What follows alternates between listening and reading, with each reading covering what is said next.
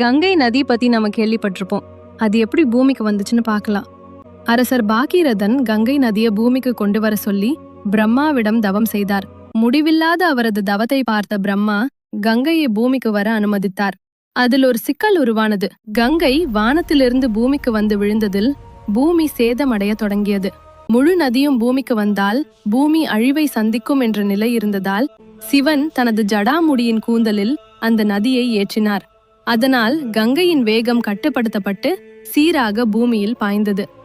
கஜாசுரன் என்ற அசுரன் கடுமையாக தவம் செய்து பிரம்மனிடம் வரம் பெற்றான். வரம் பெற்ற கர்வத்தில் தேவர்களை துன்புறுத்தினான். அடுத்தது மனிதர்களை துன்புறுத்தினான். பிறகு என்ன நினைத்தான் என்று தெரியவில்லை.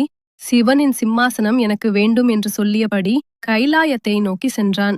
ஆணவத்தை அழிக்கும் ஈசன் அவனை அழிக்காமல் அவனது ஆணவத்தை மட்டும் அழித்தார். ஆணவம் அழித்ததும் அவன் இயல்பு நிலைக்கு வந்தான்.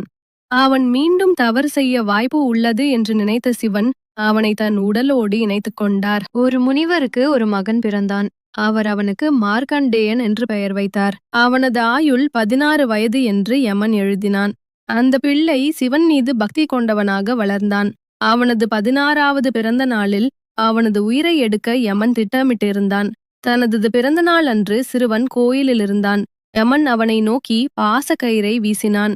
அதை பார்த்த சிறுவன் சிவலிங்கத்தை இறுக்கி பிடித்து கொண்டான். தன்னை நம்பியவனை காப்பாற்றுவதற்காக சிவன் அங்கே வந்தார். சிவனின் நெற்றிக்கண்ணை பார்த்த யமன் அங்கிருந்து சென்று விட்டான். தங்களில் யார் பெரியவர் என்ற சந்தேகம் பிரம்மாவுக்கும் விஷ்ணுவுக்கும் வந்தது. இருவரும் வாதம் செய்ய தொடங்கினார்கள்.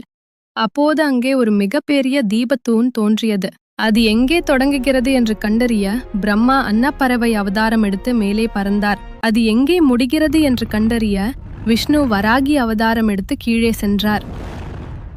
அந்த தூணுக்கு துவக்கமும் இல்லை முடிவும் இல்லை என புரிந்தது. அது புரிந்ததும் இருவருக்கும் அந்த தூணில் இருப்பவர் யார் என்று தெரிந்தது. நீங்க நினைச்சது சரிதான், அது அவரேதான்.